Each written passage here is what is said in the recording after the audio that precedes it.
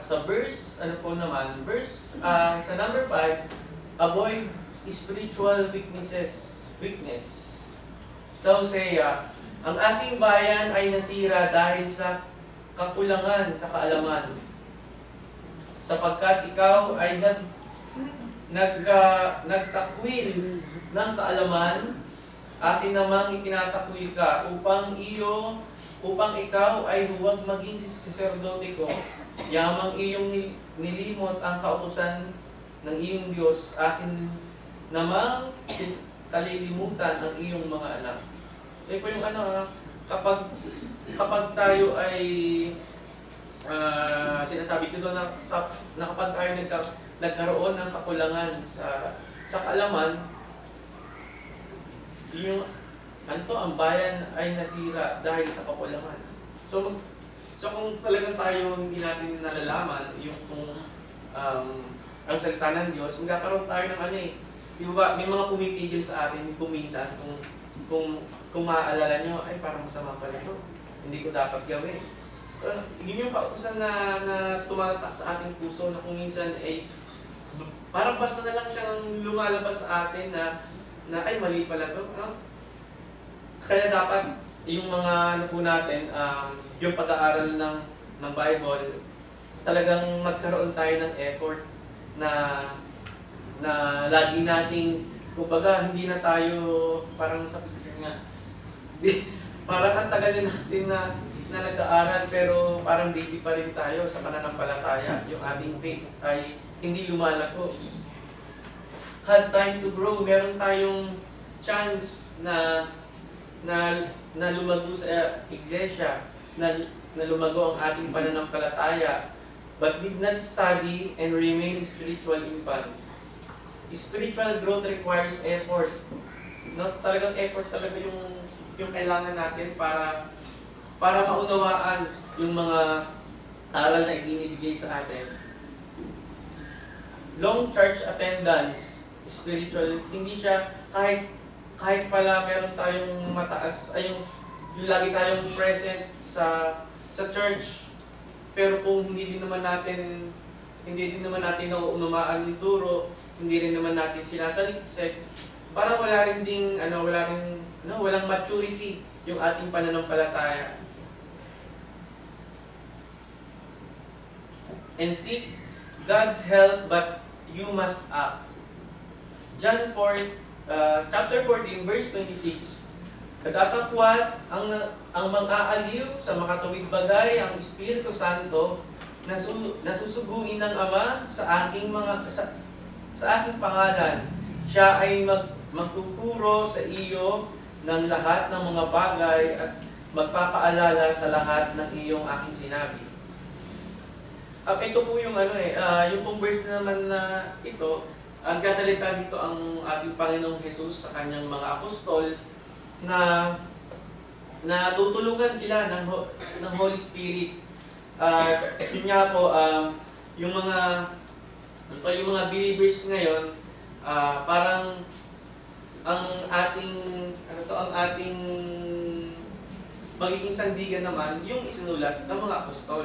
Kasi nga po, kung binigay sa mga apostol yung lahat ng itinuro ng ating Panginoong Diyos, parang kapag binabasa natin to, parang ibinigay na din sa atin. Diba ba? Kaya dapat magkaroon tayo ng effort every day. Kung nga po, sabi nga kung hindi mo siya laging gagawin, kung hindi mo, parang mababaliwala po kasi kung minsan kasi kung hindi tayo nagpapaulit-ulit na ginagawa sa pagbabasa ng Bible, parang tatamarin na tayo, magkakaroon na tayo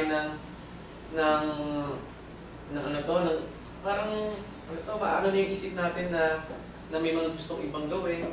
Hindi tulad ng kung lagi mong ginagawa to, mag-set ka ng time, kunwari, pagkagising sa umaga, babasa ko ng Bible, ng verse. So meron ka ng isa, tapos tulog, meron ulit. So kapag araw-araw natin ginagawa, magkakaroon tayo ng routine na parang normal na lang sa'yo magbasa ng Bible. So kasi po, kapag hindi po kasi natin gagawin, parang hanggang makakalipas ng ilang araw, makakalimutan, hanggang ngayon, halahay na naman ang buhay, tuwing Sunday na lang ulit.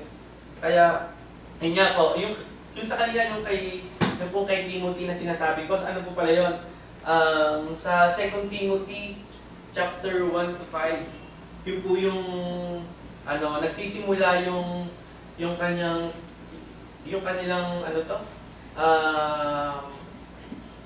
yung kanyang pagkatuto sa scripture nung bata pa lang sa kanyang mother at saka sa kanyang grandmother sa 2 Timothy chapter 1 verse 5. Yung po kasi kay Timothy, yun yung naging teacher niya yung mga naging teacher niya, yung sa parents. Tapos yung isa si Paul.